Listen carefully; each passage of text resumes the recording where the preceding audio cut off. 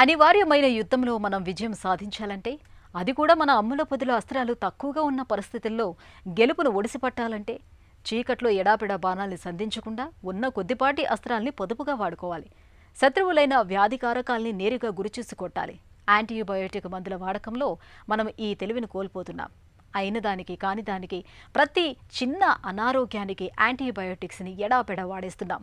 ఫలితంగా ఉన్న కొద్దిపాటి మందులకు వ్యాధి నిరోధకత వచ్చేసి చివరకు అవి ఎందుకు కొరగాకుండా పోతున్నాయి. ఈ నేపథ్యంలో యాంటీబయోటిక్ మందుల వాడకంలో మనకు ఎలాంటి అవగాహన అవసరమో ఇప్పుడు తెలుసుకుందాం.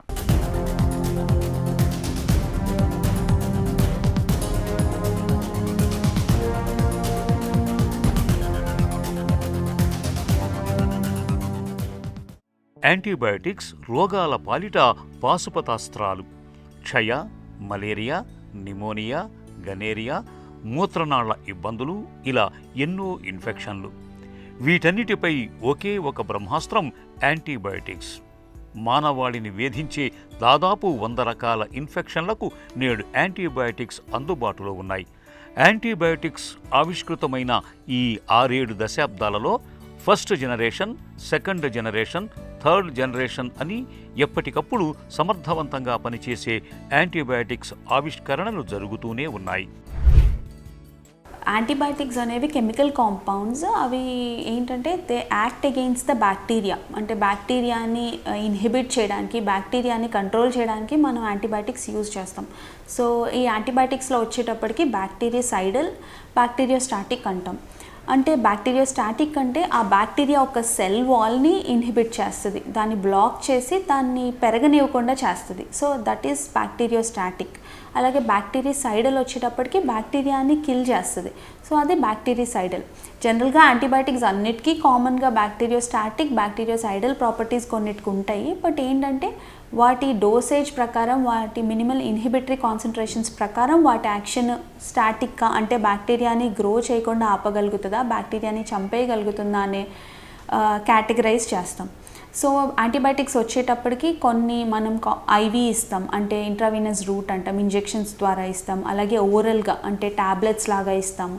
కొన్నిసార్లు టాపికల్ అంటే ఆయింట్మెంట్స్ కానీ లోషన్స్ లాగా ఇస్తాం. ఇప్పుడు కొత్తగా అయితే స్ప్రేస్ కూడా వస్తున్నాయి, నాసల్ స్ప్రేస్ లాగా. సో ఇలా చాలా రూట్స్ ఆఫ్ అడ్మినిస్ట్రేషన్ ఉంటుంది యాంటీబయాటిక్స్ ఇవ్వటానికి. జబ్బులు, ఇన్ఫెక్షన్ల విషయంలో చిట్ట చివరి అస్త్రంగా మాత్రమే యాంటీబయాటిక్స్ను ఉపయోగించాలి. ఎడాపెడా ఈ యాంటీబయాటిక్స్ను వాడటం మొదలు పెడితే క్రమంగా సూక్ష్మజీవులు వీటికి నిరోధకతను పెంచుకుంటాయి. ప్రస్తుతం ప్రపంచవ్యాప్తంగా అదే జరుగుతోంది. యాంటీబయాటిక్స్ విషయంలో ఒక విధి విధానం అంటూ లేకపోవటం వల్ల, విశృంఖలంగా వాడేయటం వల్ల మొదటికే మోసం వచ్చి యాంటీబయాటిక్స్ రెసిస్టెన్స్ వల్ల ఏటా లక్షలాది మంది ప్రాణాలు కోల్పోతున్నారని ప్రపంచ ఆరోగ్య సంస్థ నివేదికలో వెల్లడైంది. చిన్న చిన్న గొంతు ఇన్ఫెక్షన్ల దగ్గర నుండి గనేరియా, కలరా, క్షయ దాకా అనేక జబ్బులు ఇప్పుడు యాంటీబయాటిక్స్కు లొంగని మొండి ఘటాలుగా తయారయ్యాయి. యాంటీబయాటిక్స్ ఏంటంటే ఈ పేషెంట్స్ లైవ్స్ని సేవ్ చేయడానికి చాలా హెల్ప్ చేస్తాయి. సో ఈ యాంటీబయాటిక్స్ గుర్తించక ముందు ఇలాంటి చాలా సివియర్ ఏ ఇన్ఫెక్షన్స్ వచ్చినా కూడా చాలామంది చనిపోయేవాళ్ళు. ఇది 100% మార్టాలిటీ ఉండేది అప్పట్లో. సో ఇప్పుడు కామన్గా ఇవాళ మనం ఎందుకు మాట్లాడుకోవాల్సి వస్తుందంటే, ఇప్పుడు రాను రాను ఇంకా ఓవర్ యూసేజ్, అంటే బాగా ఎక్కువగా యాంటీబయాటిక్స్ వాడేస్తున్నాం. చాలా చిన్న వాటికి కూడా అసలు ఇన్ఫెక్షన్ అది అవునో కాదో కూడా తెలియకుండా వైరల్ ఇన్ఫెక్షన్స్ కానీ కామన్గా యాంటీబయాటిక్స్ అన్నీ యూజ్ చేస్తున్నాం. అలానే ఏదైనా ఇన్ఫెక్షన్ రాగానే, లేదా ఫీవర్ రాగానే, లేదంటే చిన్న ఏదైనా ప్రాబ్లం రాగానే డైరెక్ట్గా మెడికల్ షాప్కి వెళ్ళి యాంటీబయాటిక్స్ ఏమైనా తెచ్చుకొని స్టార్ట్ చేసేస్తున్నారు చాలామంది. నెక్స్ట్ థింగ్, చాలా చోట్ల ఏం జరుగుతుందంటే ఏదైనా ఫీవర్ కానీ ఏమైనా ప్రాబ్లం రాగానే ఫస్ట్ ఇన్ఫెక్షన్స్ కానీ ఏమైనా రాగానే ఫస్ట్ వెళ్ళి బ్లడ్ టెస్ట్ చేసుకుంటున్నారు. అందులో కామన్గా సిఆర్పి అయితే కంపల్సరీ చేయించుకుంటున్నారు. ఆ సిఆర్పి చేయించుకొని ఆ సిఆర్పి ఎలివేటెడ్గా ఉందని చెప్పి చాలా హయ్యర్ యాంటీబయాటిక్స్ స్టార్ట్ చేయడం, అవన్నీ యూజ్ చేసేయడం జరుగుతుంది. సో ఇలా చేస్తున్నప్పుడు ఏమవుతుందంటే బ్యాక్టీరియా బాగా రెసిస్టెన్స్ డెవలప్ చేసుకొని రెసిస్టెంట్ అయిపోతుంది. సో యాంటీబయాటిక్స్ అనేవి రాను రాను పనిచేయకుండా అయిపోతున్నాయి. యాంటీబయాటిక్స్ చేతులెత్తేయటానికి కూడా కారణాలు అనేకం. ప్రజలు, డాక్టర్లు, ఆసుపత్రులు, ప్రభుత్వాలు, ఇలా అందరిది ఇందులో బాధ్యత రాహిత్యం కనిపిస్తుందని వైద్య సర్వేలు చెబుతున్నాయి. రోగులు జలుబు వచ్చిందనో, దగ్గు వచ్చిందనో ఇలా వైరల్ వ్యాధులకు కూడా యాంటీబయాటిక్స్ వాడేయటం, షాపుల్లో దొరుకుతున్నాయనో ఎప్పుడో డాక్టర్ రాశాడనో సొంతంగా ఎడాపెడా యాంటీబయాటిక్స్ వాడేయటం, పూర్తి కోర్సు వాడకపోవటం, జంతువులకు కూడా యాంటీబయాటిక్స్ వాడేయటం సర్వసాధారణంగా కనిపించే తప్పిదాలు. వైద్యులు ఆసుపత్రుల వైపు నుండి జబ్బుకు సరిపడని యాంటీబయాటిక్స్ రాయటం, ఇన్ఫెక్షన్ ఏ రకానిదో గుర్తించటంలో విఫలమవటం, అవసరం లేకపోయినా ముందే యాంటీబయాటిక్స్ రాసేయటం లాంటి పొరపాట్లు కనిపిస్తూ ఉంటాయి. వీటన్నిటినీ సరిదిద్దేలా ప్రభుత్వాలు చర్యలు తీసుకోగలిగితేనే యాంటీబయాటిక్స్కు భవిష్యత్తు ఉంటుంది.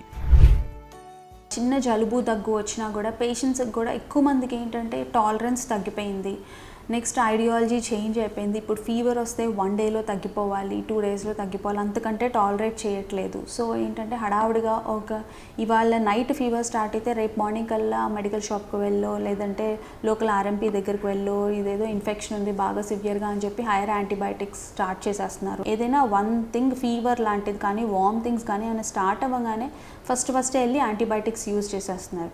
సో ఇలా అయితే అస్సలు చెయ్యొద్దు. ఎందుకంటే మనకి ప్రతిదీ స్టార్ట్ అయిన ప్రతి ప్రాబ్లం డెఫినెట్గా బ్యాక్టీరియల్ ఇన్ఫెక్షన్ కాకపోవచ్చు. మోస్ట్ ఆఫ్ ద టైం అది బ్యాక్టీరియల్ ఇన్ఫెక్షన్ కాకపోవచ్చు, అట్లీస్ట్ 50% ఆఫ్ ద టైం. అంటే సగానికి సగం మనం యాంటీబయాటిక్ యూసేజ్ని ప్రివెంట్ చేయగలుగుతాం. అలాగే చిన్న జలుబు దగ్గు అలాంటివి కొన్నిసార్లు ఎలర్జీస్ వల్ల కూడా రావచ్చు. సో అలాంటప్పుడు కూడా డైరెక్ట్గా వెళ్ళిపోయి మెడికల్ షాప్లో మెడిసిన్స్ తెచ్చుకొని యూస్ చేయడం, యాంటీబయాటిక్స్ యూస్ చేయడం, ఇలా అయినప్పుడు ఏంటంటే అట్లీస్ట్ మనం ఒక 1 or 2 days వెయిట్ చేయడం.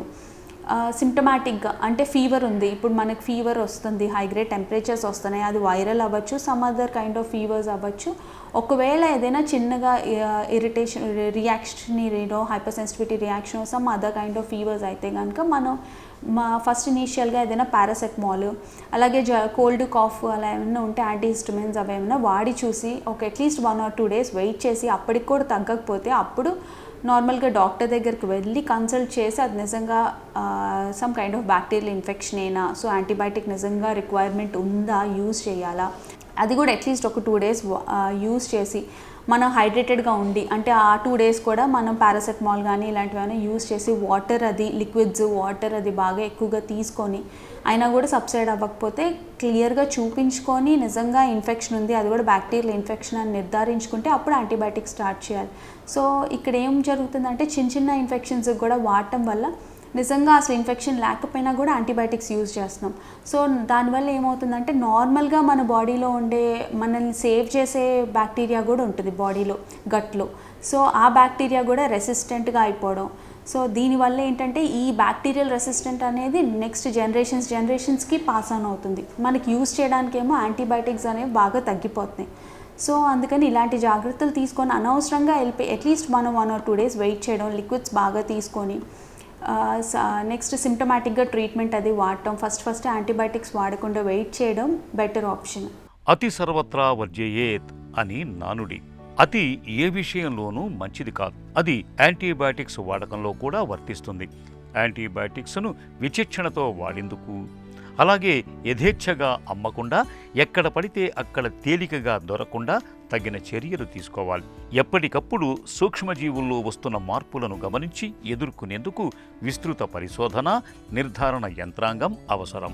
అసలు జబ్బులే రాకుండా వ్యక్తిగత శుభ్రత, పరిసరాల పరిశుభ్రత పట్ల అవగాహన కల్పించటం, టీకాలను ప్రోత్సహించటం లాంటివి చేయటం ద్వారా యాంటీబయాటిక్స్ బ్రహ్మాస్త్రాలను మనం సద్వినియోగం చేసుకోగలం.